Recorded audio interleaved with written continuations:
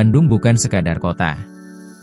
Ia adalah ruang sejarah, tempat ide dan identitas tumbuh subur, dibentuk oleh tangan-tangan kepemimpinan yang berganti dari masa ke masa. Namun, di balik daftar panjang para wali kota, terdapat celah sejarah yang tak selalu tercatat dengan lengkap dan tepat. Salah satunya adalah nama para wali kota, terutama nama wali kota Bandung di masa kolonial. Video ini akan menelusuri biografi para wali kota Bandung di masa Hindia Belanda, sambil memperbaiki kekeliruan dan memperjelas narasi yang selama ini mungkin belum lengkap dan tepat.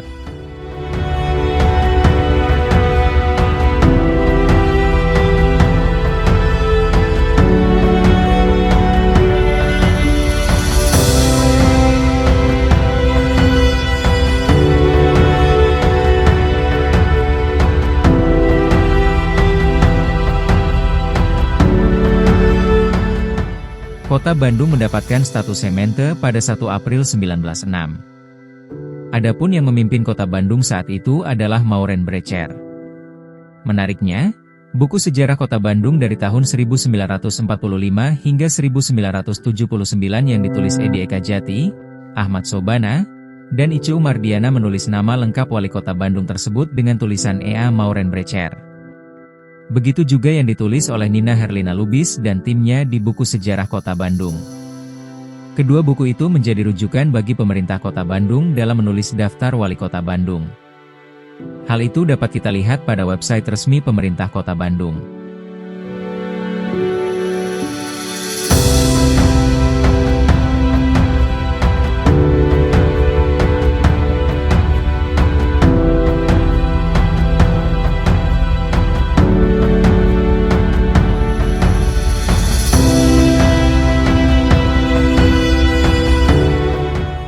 Padahal koran The Priangair Bode menulis nama wali kota Bandung dengan tulisan R.A. Maureen Brecher.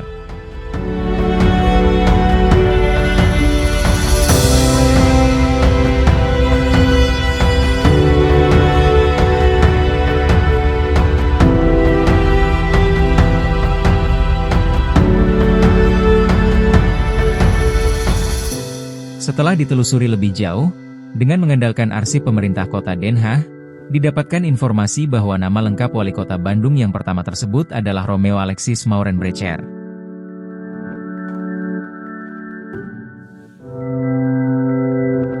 Tidak diketahui mengapa terjadi kesalahan penulisan pada buku-buku sejarah tersebut.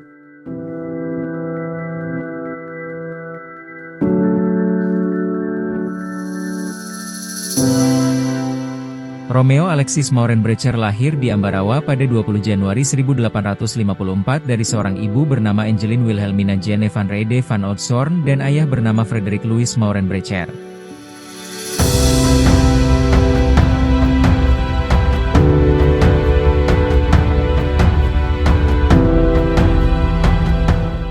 Pada 12 Mei 1887, R.A. Maureen Brecher diberi tugas oleh pemerintah Hindia Belanda menjadi kontroleur di tempat kelahiran ibunya, Pekalongan.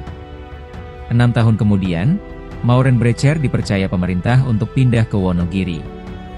Hanya saja, bukan menjadi kontroleur lagi melainkan seorang asisten residen. Maureen Brecher resmi ditetapkan sebagai asisten residen Wonogiri 2 Juni 1894. 3 tahun kemudian, Maureen Brecher dipindahkan lagi oleh pemerintah. Ia ditugaskan menjadi asisten residen Brebes sejak 9 Juli 1897. Namun, tugasnya di Brebes tidak lama. Ia kemudian dipindah tugaskan lagi ke wilayah yang lebih strategis. Wilayah yang saat itu akan direncanakan menjadi pusat pemerintah Hindia Belanda menggantikan Batavia yaitu Bandung. Pada 5 Juli 1899, Maureen Brecher resmi ditunjuk pemerintah menjadi asisten residen Bandung.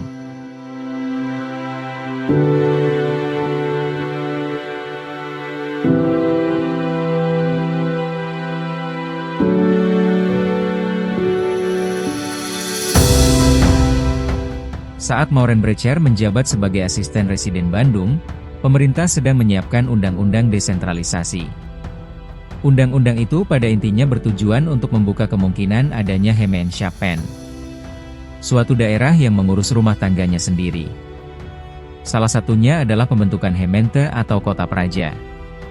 Pada tanggal 1 April 1906, Kota Bandung diresmikan sebagai Gemeente oleh Gubernur Jenderal J.B. van Heuts.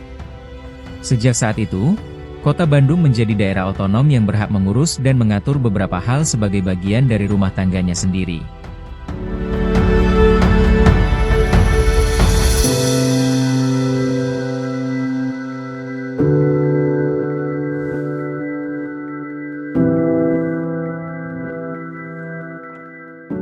Dalam ordonansi itu, suatu Gemeente dipimpin oleh asisten residen.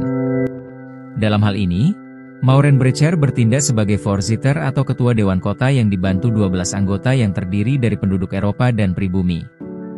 Adapun penduduk pribumi yang menjadi anggota Dewan Kota adalah Raden Adipati Arya Martanagara dan Mas Rangga Tirtamaja. Maurenbrecher kemudian pensiun pada 4 Desember 1907. Berita pensiun itu diberitakan di beberapa surat kabar. Salah satunya adalah The Lokomotif yang terbit pada 21 Oktober 1907.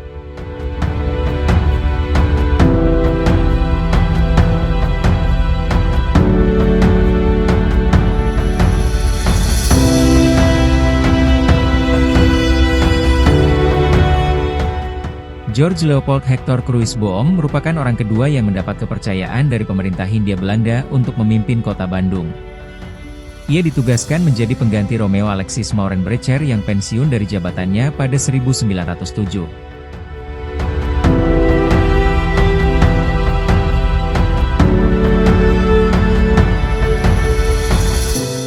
Cruijsboom lahir di Riau pada 23 November 1858 dari seorang ibu dan ayah bernama Adelaide Rapa dan Hector Cruijsboom. Ia merupakan anak kedua dari 9 bersaudara. Pada 12 Agustus 1880, ia menikahi Helena Maria Hebb. Dari pernikahannya tersebut, ia dikaruniai 4 orang anak.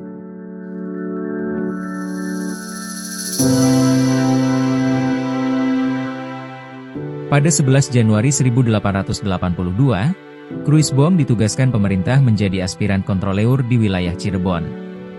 4 tahun kemudian, pemerintah memutuskan untuk menaikkan jabatan Cruijsboom menjadi kontroleur.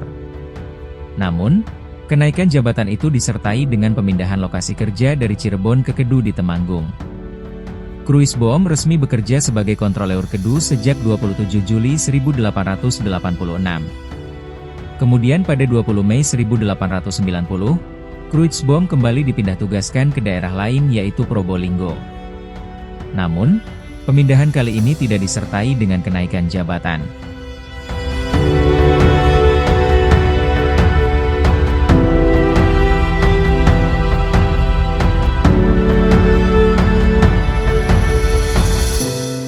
Kenaikan jabatan baru diberikan pemerintah kepada Cruijsboom saat ia dipindah tugaskan lagi ke Keresidenan Besuki.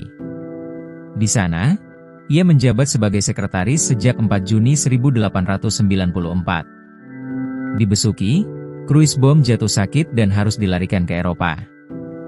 Pemerintah Hindia Belanda kemudian memberikan izin kepada Cruijsboom untuk berobat ke Eropa selama 2 tahun. Dengan demikian, posisi sekretaris Besuki saat itu kosong.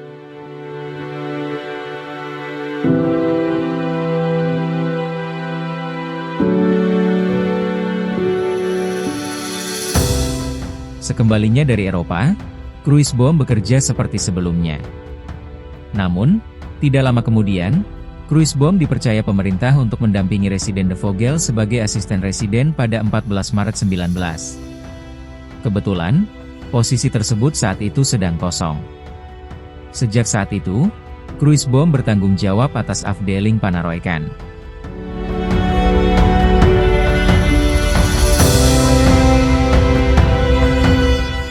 Pada 5 Maret 1902, Cruijsboom dipindah tugaskan ke afdeling Kuningan.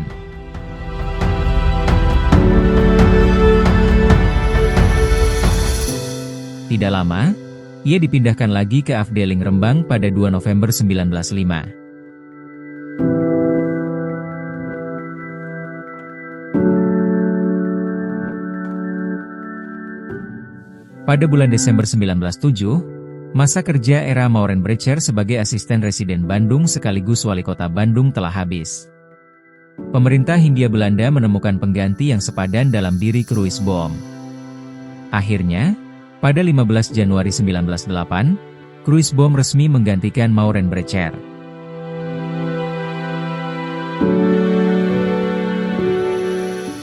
Saat menjabat sebagai wali kota, Kruisboom tidak hanya dihadapkan pada masalah pemerintahan yang masih seumur jagung. Ia juga dihadapkan pada kasus pembunuhan terhadap salah seorang guru di Kweek School bernama Dharma. Kasus tersebut menyita perhatian publik sehingga Kruisboom harus turun tangan.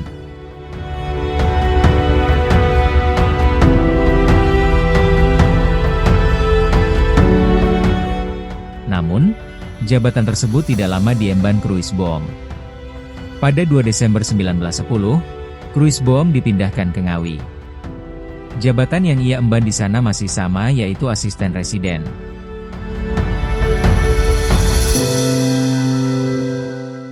J.A. van der End merupakan orang ketiga yang ditunjuk pemerintah untuk memimpin kota Bandung menggantikan Kruisboom yang dipindah tugaskan ke daerah lain. Ia ditugaskan untuk melanjutkan program pembangunan pemerintahan Gemeente Bandung. Sebelum menjabat asisten residen Bandung, van der End lebih dulu menjabat sebagai kontroleur di Pacet, Cianjur. Setelah itu, ia dipindah tugaskan ke distrik Cicalengka. Jabatannya di Cicalengka masih sama, yaitu kontroleur.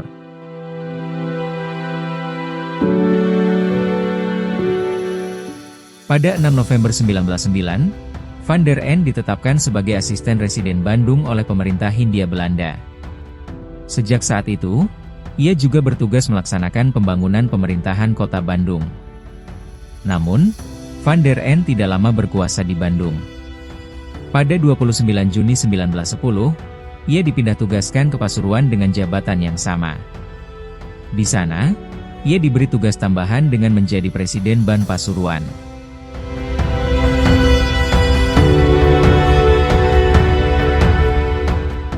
Johannes Jacobus Verwijck merupakan orang keempat dengan jabatan yang sama seperti Maureen Brecher, Kruisboom, dan van der End. Ia memegang jabatan asisten residen Bandung selama kurang lebih 2 tahun.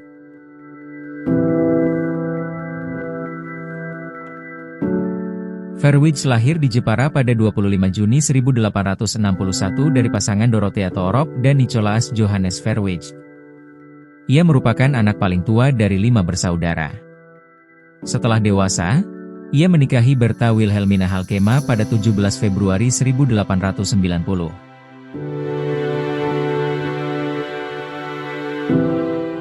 Setelah menyelesaikan pendidikannya, Verwijck menjadi pegawai pemerintah. 10 tahun pasca menikah, ia diangkat menjadi kontroleur di Surabaya pada tanggal 1 Februari 19. Tidak lama kemudian, ia mendapatkan promosi menjadi seorang asisten residen. Hanya saja, ia beserta keluarganya harus pindah dari Surabaya ke daerah penempatan yaitu Pemalang. Verwijck diresmikan sebagai asisten residen Pemalang pada 12 November 1902.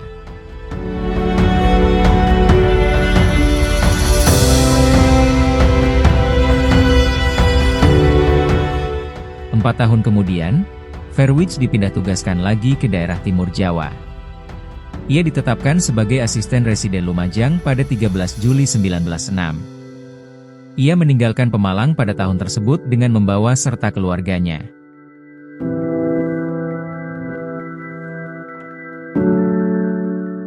Dapat dikatakan bahwa Jawa bagian Barat merupakan daerah yang lebih maju dibanding daerah lainnya sehingga menjadi daya tarik tersendiri bagi para pegawai pemerintah seperti Verwijck. Karena pekerjaan selama menjadi asisten residen di 2 tempat sebelumnya dirasa memuaskan, maka pemerintah Hindia Belanda memutuskan untuk mengangkat Verwijck menjadi asisten residen Bandung. Hal ini seperti mimpi menjadi kenyataan bagi Verwijck. Ia pun dengan senang hati menerimanya dan bergegas menuju Bandung setelah resmi ditetapkan pemerintah pada 29 Juni 1910.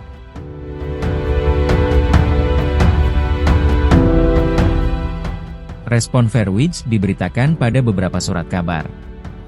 Salah satunya adalah HET News van Dendah yang terbit pada 2 Juli 1910. Namun, ia tidak lama bertugas di Bandung. 2 tahun menjabat sebagai asisten residen Bandung membawa Verwijck pada jabatan yang lebih tinggi. Ia dipromosikan menjadi residen di Keresidenan Kedu pada 12 Februari 1912.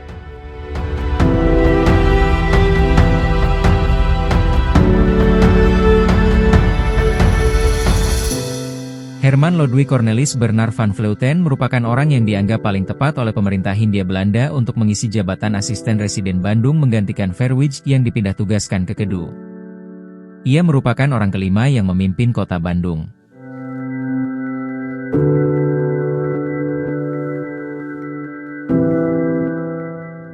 Sama seperti Verwijck, Vleuten merupakan orang Eropa keturunan.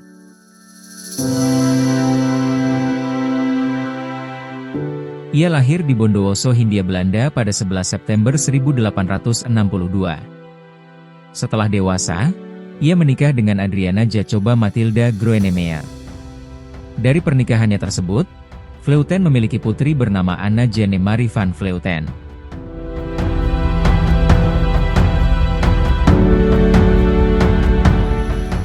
Pada 17 Juni 1907, Vleuten bekerja sebagai sekretaris di lembaga pemerintah. Pekerjaan Vleuten cukup penting karena ia harus menyelidiki sebab-sebab menurunnya kemakmuran penduduk asli di Jawa dan Madura.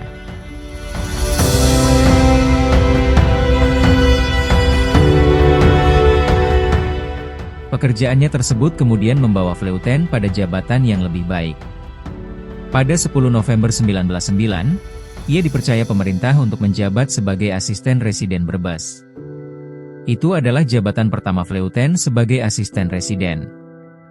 Tidak lama kemudian, Vleuten dipindah tugaskan ke Bandung dengan jabatan yang sama. Vleuten ditetapkan sebagai asisten residen Bandung pada 21 Maret 1912. Vleuten sadar bahwa menjadi asisten residen Bandung berarti menjadi ketua Dewan Kota juga. Ia sering disibukkan dengan berbagai agenda rapat yang diselenggarakan. Apalagi, kota Bandung sedang dalam masa pembangunan dalam berbagai bidang saat ia memimpin.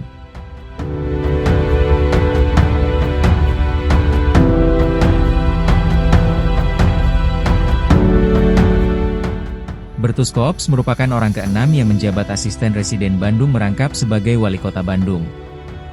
Di kemudian hari, Kops dianggap sebagai wali kota Bandung yang sah karena ketetapan pemerintah membentuk aturan khusus yang mana jabatan wali kota harus dipegang mandiri. Bukan dijalankan oleh seorang asisten residen. Oleh karenanya, beberapa sejarawan menganggap bahwa wali kota Bandung yang pertama ialah Kops.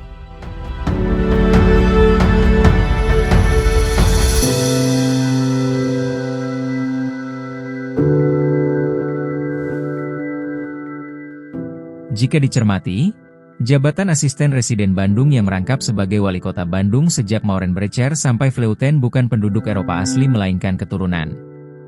Kops datang sebagai anomali, seolah-olah memutus rantai tersebut. Kops bukan penduduk Eropa keturunan. Ia tidak lahir di Hindia Belanda. Ia lahir di kota Doesburg, Provinsi Gelderland pada 27 September 1874 dari pasangan Johanna Gerharda van der Meij dengan Frederik Kops. Kops merupakan anak ke-8 dari 10 bersaudara.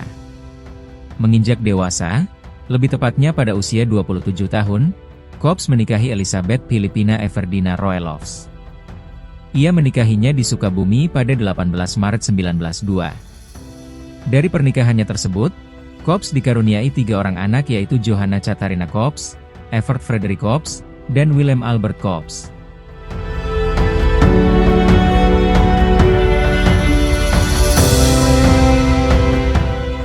Kops berangkat dari kota kelahirannya dan sampai di Hindia Belanda pada 15 Desember 1894. Saat itu, usia Kops baru menginjak 20 tahun. Namun, tidak butuh waktu lama bagi Kops untuk mendapat pekerjaan.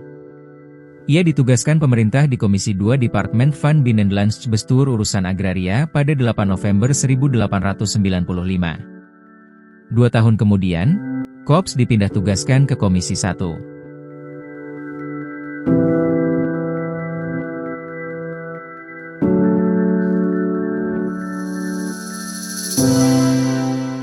Kops mendapat pengalaman kerja yang cukup di Komisi 1 dan 2. Ia kemudian diberhentikan dari pekerjaannya tersebut.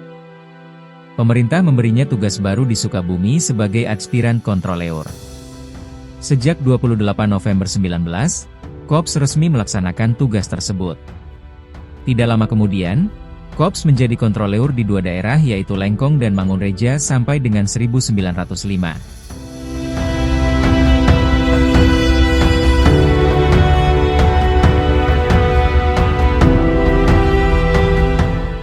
Dari Sukabumi, Kops dipindahkan lagi ke Limbangan dengan jabatan yang sama pada 7 Agustus 1906.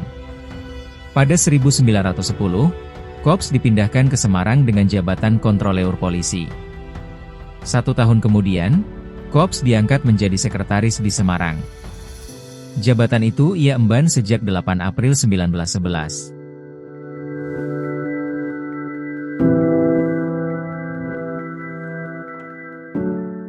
2 tahun menjabat sekretaris di Semarang, Kops ditarik kembali ke wilayah Priangan. Ia diberi tugas sebagai asisten residen Garut sejak 1 Juli 1913.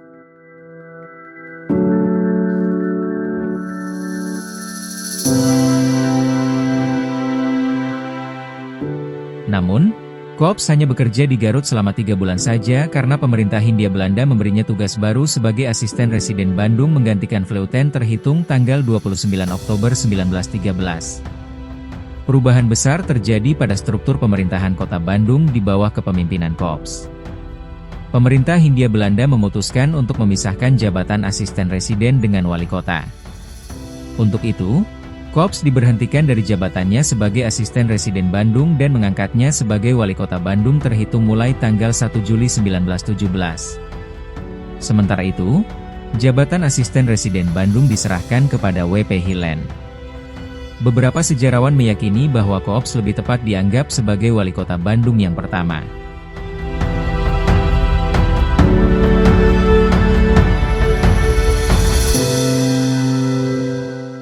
Dalam melaksanakan tugasnya Kops dibantu oleh H.J. Wiesing yang menjabat sebagai sekretaris serta beberapa anggota Dewan Kota yaitu Raden Jaya Soebrata, Dr. J.A. Koch, J.A. Lagas, P.J.G. Mojen, Raden Kartadikusuma, P.A. Rulofsen, R.L. Skumaker, Chen Jintiong dan L.T.H.J. Walter Beck Muller.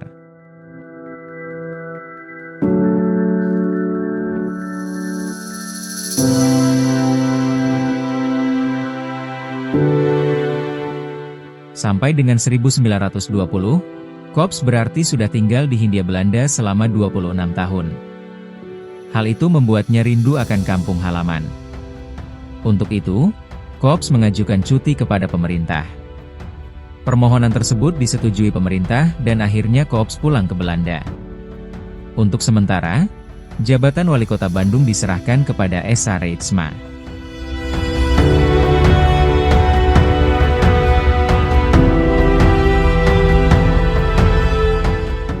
1 tahun kemudian, Kops kembali ke Hindia Belanda dan tiba di Batavia pada 20 September 1921.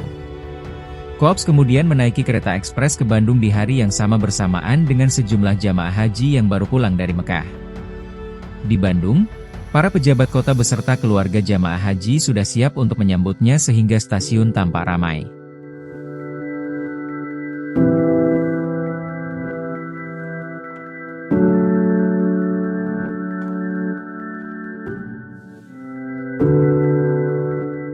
Secara demografis, penduduk kota Bandung mengalami kemajuan yang cukup pesat di bawah kepemimpinan Kops.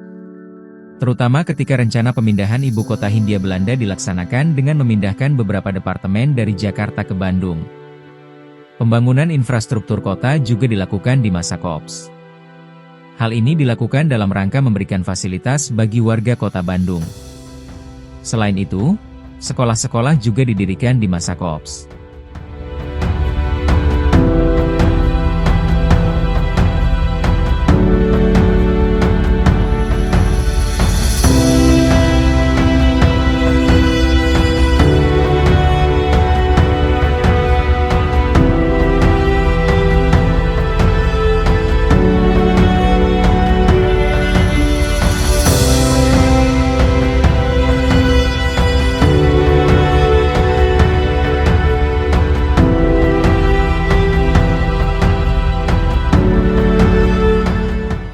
Di masa kepemimpinan Kops, status kota Bandung meningkat dari Hemente menjadi Staatsgemeente atau kota praja.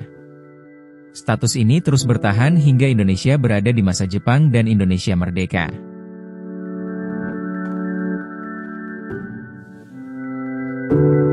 7 tahun pasca bertugas kembali di Bandung, Kops memutuskan untuk pensiun. Keputusan itu ia ambil mengingat usianya sudah menginjak 54 saat itu. Usia yang ia anggap cukup untuk mengakhiri pekerjaannya di kota Bandung.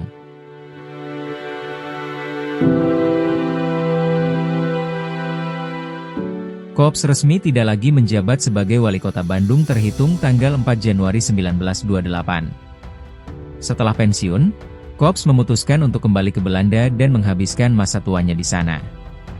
Untuk menghormati jasa-jasanya, pemerintah membuat satu monumen untuk Kops.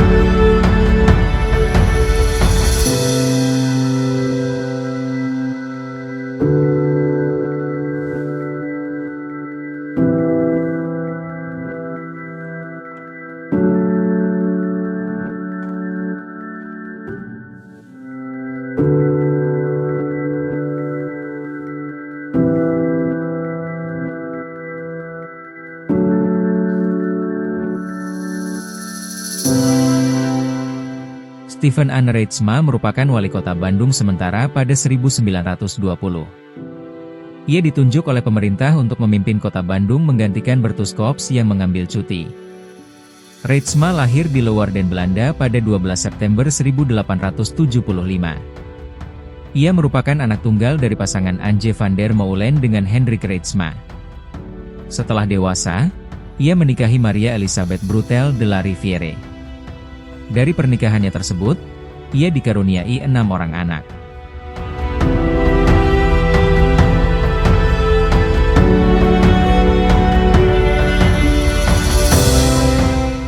Reitsma merupakan anggota Koninklijk Nederlands-Indisch Leger, KNIL.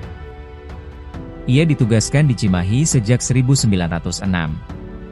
Namun, pada 1908, ia memutuskan untuk keluar dari dunia militer.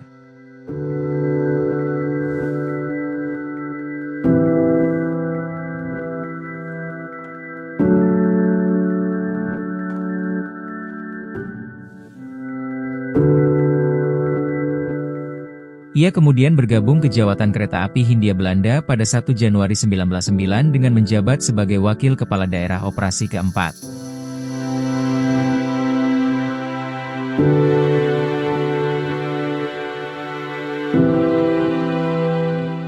Pada 29 Mei 1913 Reitsma diangkat menjadi Kepala Daerah Operasi pertama.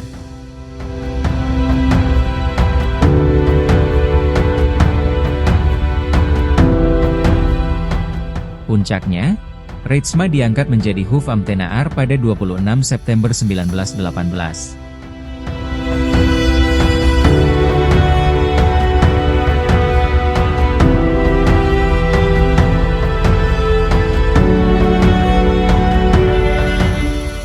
Karir Reitsma semakin naik ketika Bertus Kops mengambil cuti dari jabatannya sebagai wali kota Bandung. Pemerintah Hindia Belanda memutuskan untuk mengangkat Reitsma sebagai wali kota sementara. Pemerintah menganggap bahwa Reitsma orang yang tepat menggantikan Kops untuk sementara karena pekerjaannya yang dapat dikatakan baik. Hal itu sesuai dengan situasi kota Bandung yang memang membutuhkan pengganti yang sepadan karena saat itu kota Bandung sedang membangun dari berbagai aspek, khususnya terkait dengan persiapan kota Bandung sebagai ibu kota Hindia Belanda.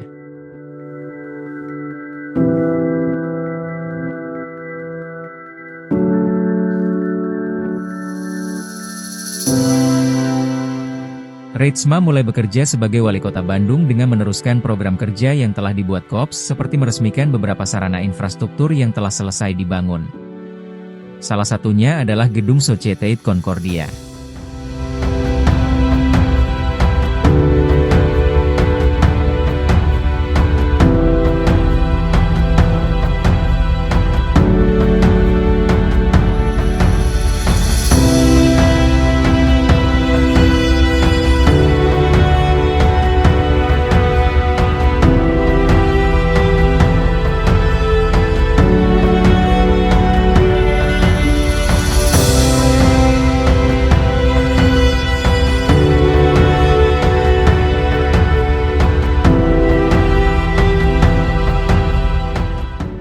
Setelah Bertuscoops kembali ke Hindia Belanda, Reitsma dibebas tugaskan kembali dari jabatannya sebagai wali kota Bandung.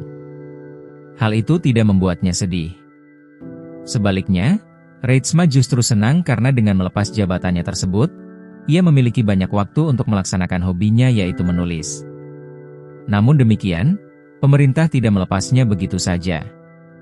Pemikiran dan kinerja Reitsma masih dibutuhkan sehingga ia diangkat kembali di jawatan kereta api sebagai Hoof Inspector.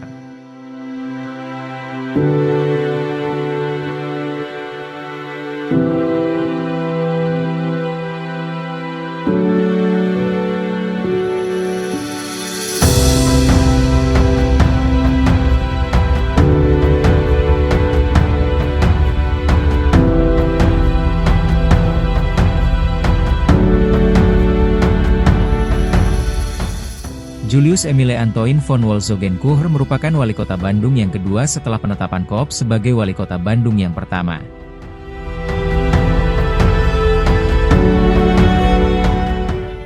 Jika Maureen Brecher yang pertama, maka Wolzogen-Kuhr merupakan yang kedelapan.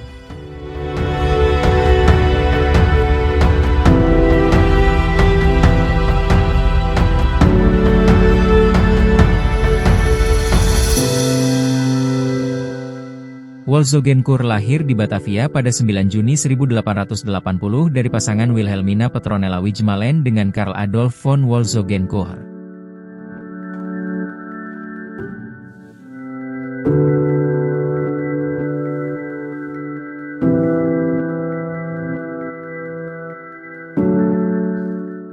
Ia merupakan anak kedua dari 5 bersaudara.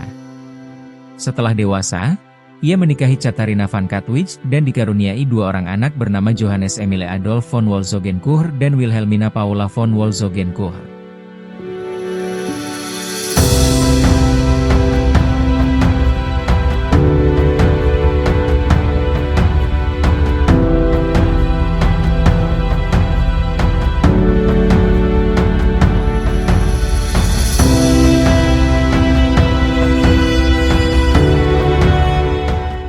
Setelah mendapatkan gelar insinyur, Wolzogen-Kuhr bekerja di jawatan kereta api Hindia Belanda.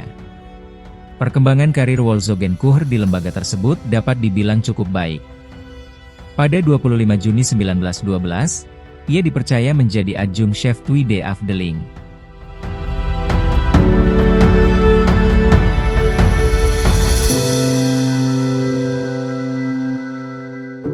Pada tahun 1925, Wolzogen-Kuhr dipilih menjadi anggota Dewan Kota Bandung. Dengan demikian, ia bekerja di 2 tempat, Jawatan Kereta Api dan Pemerintah Kota Bandung. Di Jawatan Kereta Api, ia mendapatkan promosi menjadi Hoofdwerken pada 4 September 1926.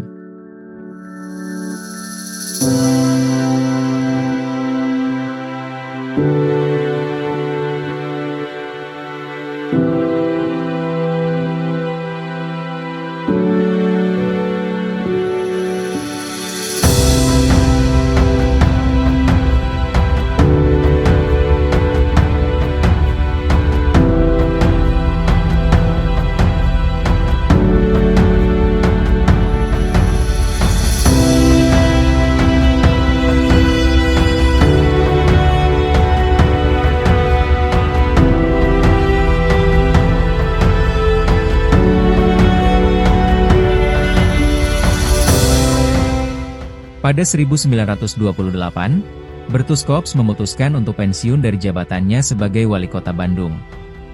Dengan demikian, jabatan wali kota Bandung saat itu kosong dan pemerintah berupaya untuk mencari penggantinya secepat mungkin mengingat kota Bandung sedang membangun.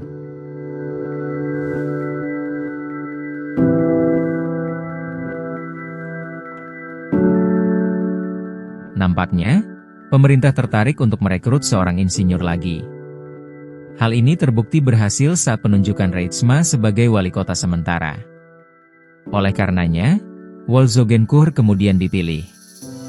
Apalagi, ia pernah menjadi anggota Dewan Kota Bandung pada 1925 sehingga sedikit banyak Wolzogen-Kuhr banyak mengetahui tentang kota Bandung. Ia mulai bekerja terhitung mulai tanggal 15 Juni 1928.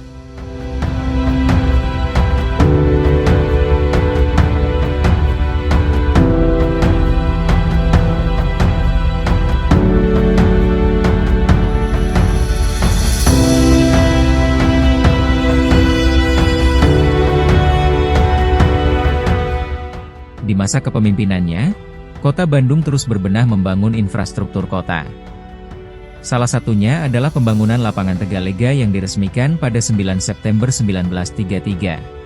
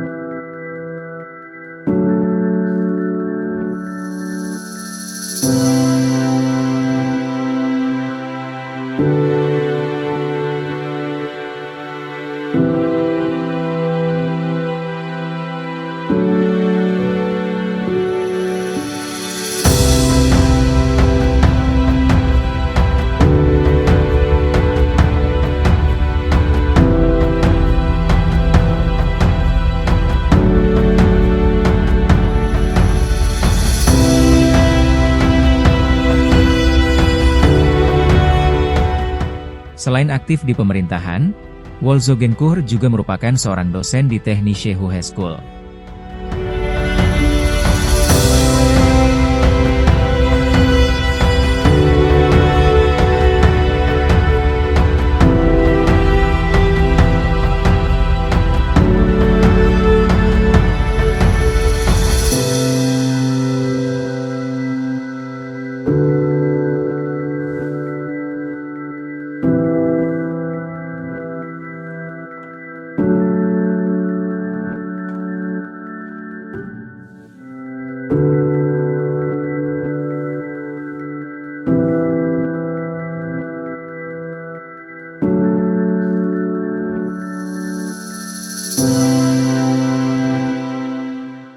Beberapa sejarawan menganggap bahwa Wolzogenkuhr merupakan wali kota yang cerdas.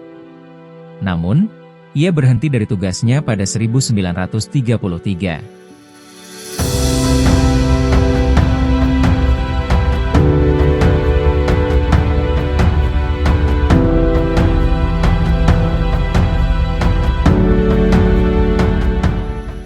J.M. Wesselin merupakan wali kota Bandung yang ke-8 apabila Maureen Brecher dianggap sebagai wali kota pertama.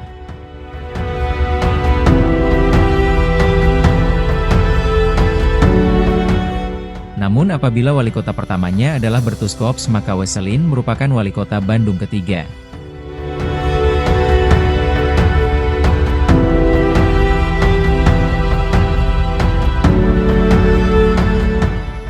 Sebelum menjadi wali kota Bandung, Wesselin memulai karirnya di pemerintahan sebagai pegawai di Algemene Sekretari sejak 27 April 1916.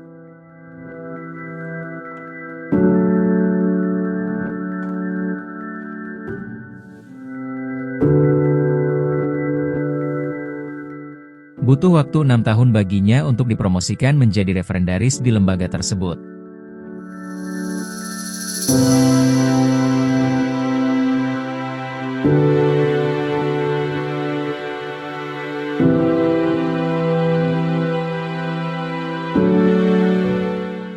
Pada tanggal 12 November 1923, Wesselin dipindahkan ke Burgerlijk Geneeskundigedienst atau Dinas Kesehatan Masyarakat. Di dinas tersebut, ia ditugaskan untuk menyelidiki dan mengatasi berbagai wabah yang terjadi di Hindia Belanda.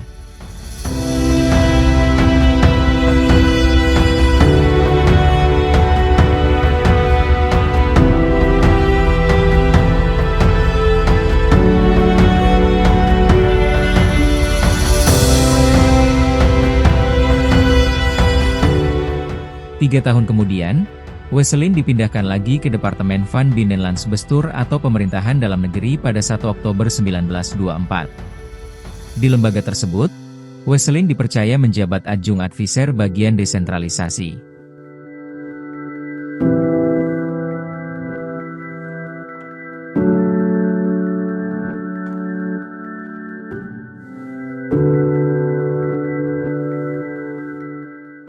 Selama berkarir di lembaga pemerintah, nampaknya Wesselin menunjukkan kinerja yang baik. Pemerintah akhirnya memberinya kepercayaan untuk menjadi wali kota Bogor terhitung mulai tanggal 5 November 1928.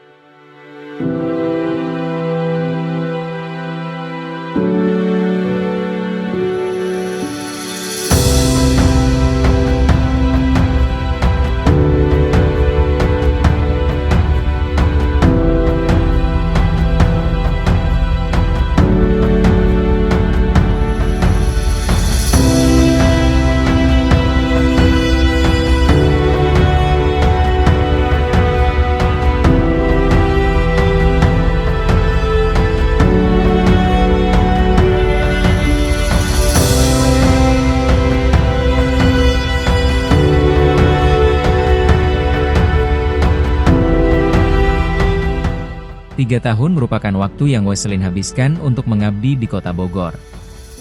Ia kemudian dipindahkan ke Medan dengan jabatan yang sama. Wesselin diangkat sebagai wali kota Medan pada 1932.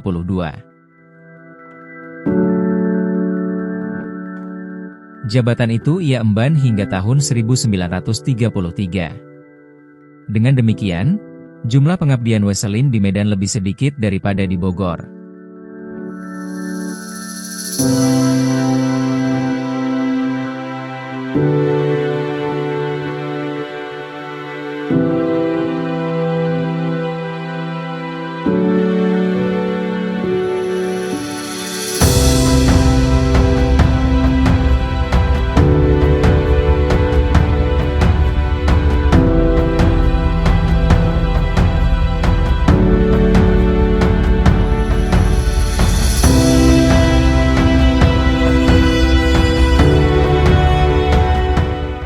Dua tahun setelah menjadi wali kota Medan, Wesselin ditarik kembali ke Priangan dengan menjadi wali kota Bandung.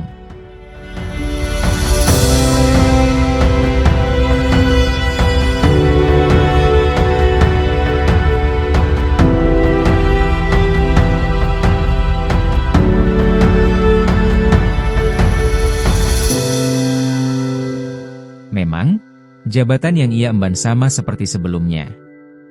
Namun demikian, jabatan wali kota Bandung nampaknya lebih bergengsi dibanding Medan ataupun Bogor karena Bandung diproyeksikan menjadi pusat-pusat pemerintah Hindia Belanda.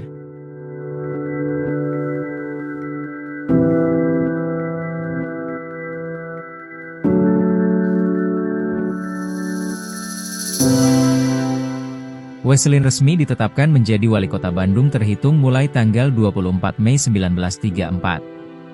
Sejak hari itu, Wesselin mulai bekerja.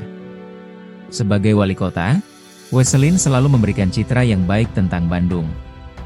Mulai dari infrastruktur kota, fasilitas kota, kawasan wisata, sampai kesehatan masyarakat ia klaim sebagai yang terbaik yang ada di Hindia Belanda.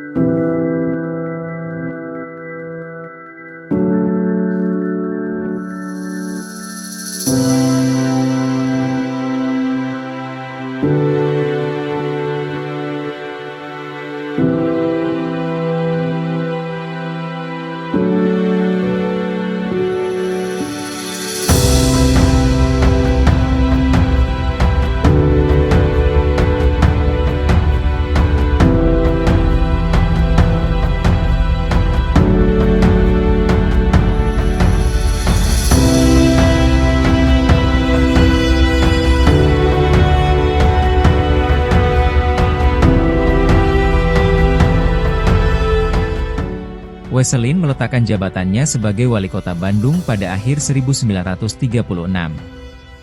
Pemerintah Hindia Belanda kemudian menunjuk Nicolaas Beets untuk meneruskan jabatan Wali Kota Bandung.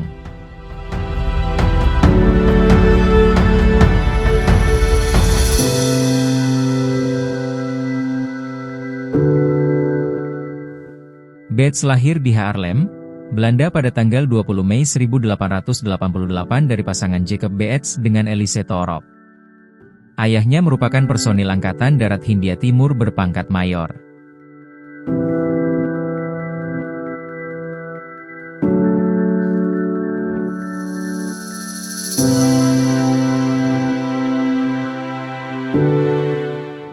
Dalam arsip daftar penduduk Den Haag, Beets menikahi seorang perempuan bernama Vena Constantia Vermette JVN pada 11 Februari 1931. Dari pernikahannya tersebut, ia dikaruniai 5 orang anak yaitu Nicolaas Beets, Hendrik Jan Gitsberg Beets, Jacob Beets, Ernst Paul Beets, dan Hans Beets.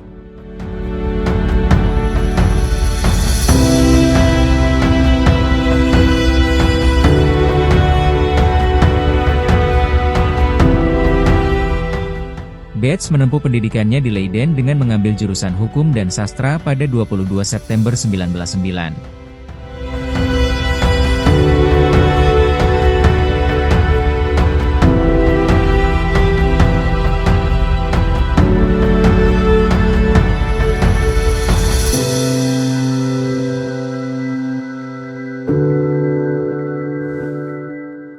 Setelah selesai, Beets dititipkan oleh ayahnya kepada Gubernur Jenderal Hindia Belanda dengan harapan dapat diangkat sebagai pegawai administrasi di Jawa dan Madura.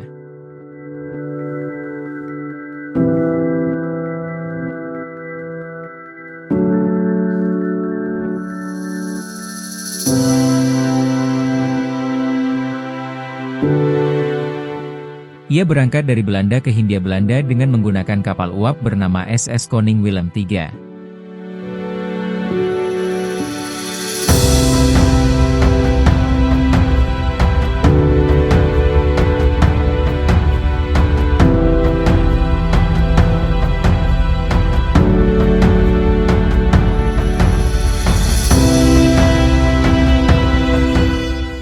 Sesampainya di Hindia Belanda, Beets ditugaskan menjadi pegawai administrasi di lingkungan Departemen van Binnenlands Bestuur pada 14 Maret 1913.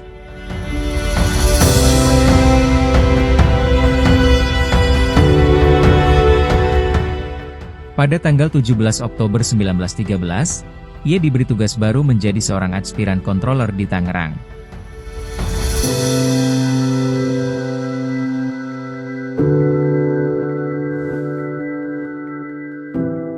Tidak lama kemudian, Beets ditempatkan di Banten dan dipromosikan menjadi kontroleur pada 1914.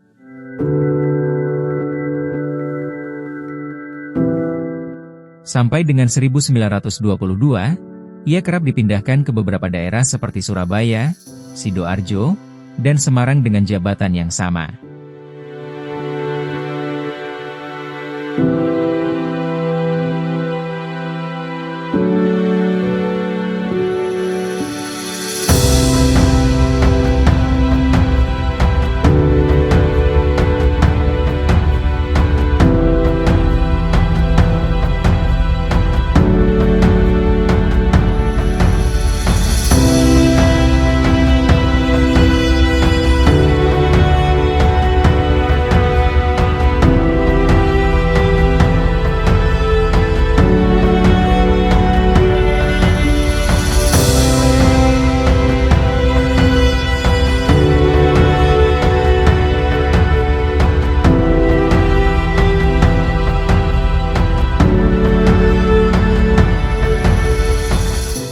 Pada 19 Maret 1923, Beets ditarik kembali ke Batavia dengan menjadi wakil hakim tanah di Pengadilan Tanah Mestir Cornelis.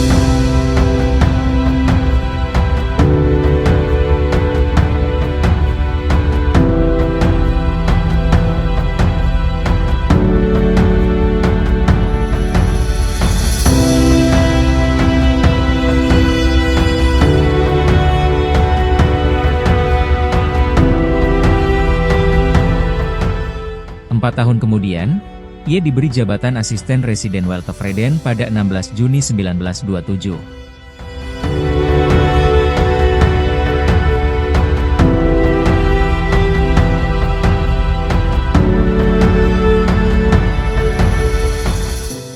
Jabatan itu ia pegang sampai dengan bulan Oktober 1931.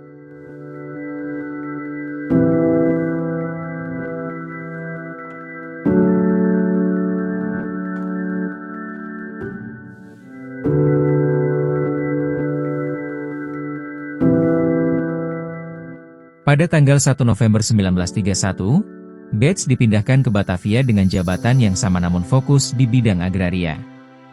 Di saat yang sama, ia juga menjalankan fungsinya sebagai wali kota Mestir Cornelis dari 23 Agustus 1934 sampai 1 Januari 1935.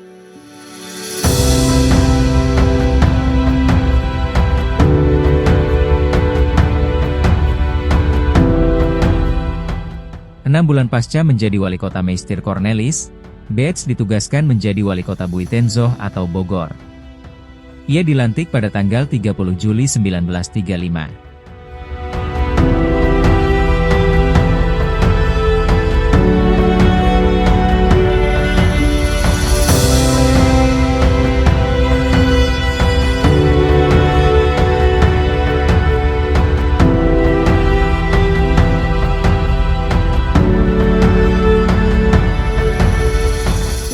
Namun, Betz tidak lama menjabat sebagai wali kota Bogor.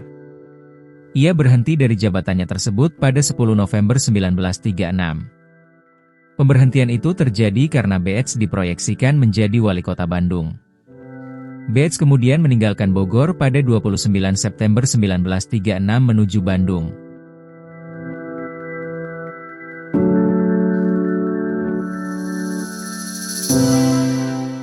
Betz resmi menjadi wali kota Bandung pada 2 Februari 1937.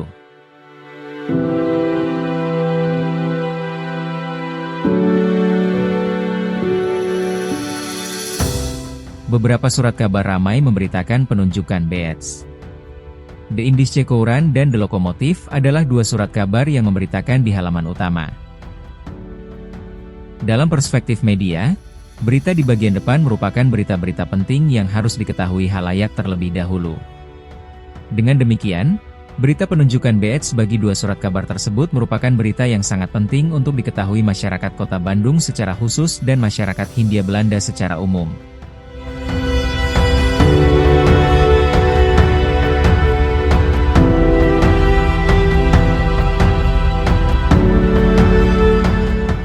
Wacana pemindahan ibu kota Hindia Belanda yang sempat terhenti akibat depresi ekonomi di 1930-an muncul kembali sejak Betz menjabat.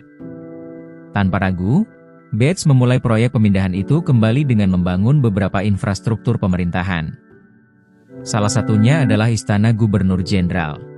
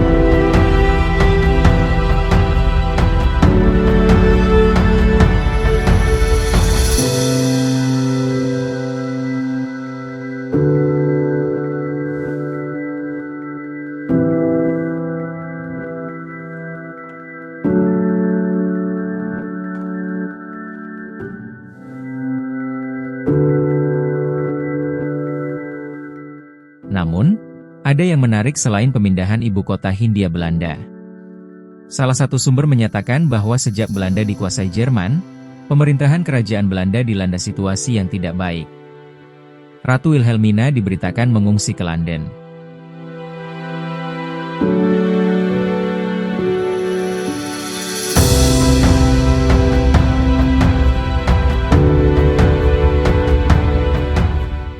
Dalam pengungsiannya itu, Ratu Wilhelmina mendapat tawaran oleh Gubernur Jenderal Tjarda untuk memindahkan pemerintahan darurat dari Amsterdam ke Bandung.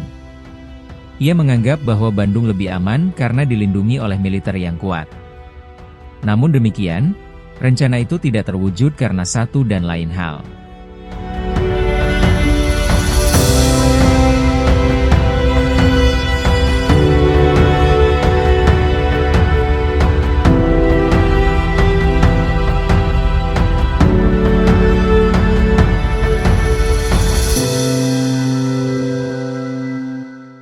Beetz menjabat sebagai wali kota Bandung sampai Jepang berkuasa di tahun 1942. Dapat dikatakan bahwa Beetz adalah wali kota Bandung terakhir di masa Hindia Belanda.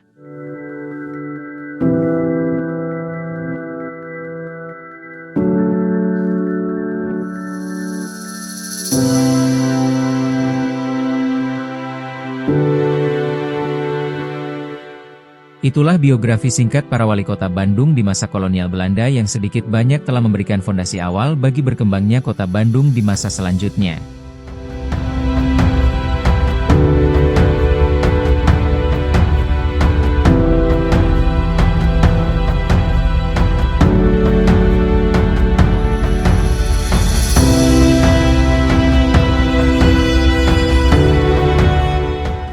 Nantikan biografi wali kota Bandung periode Jepang hingga pasca Indonesia merdeka pada video selanjutnya.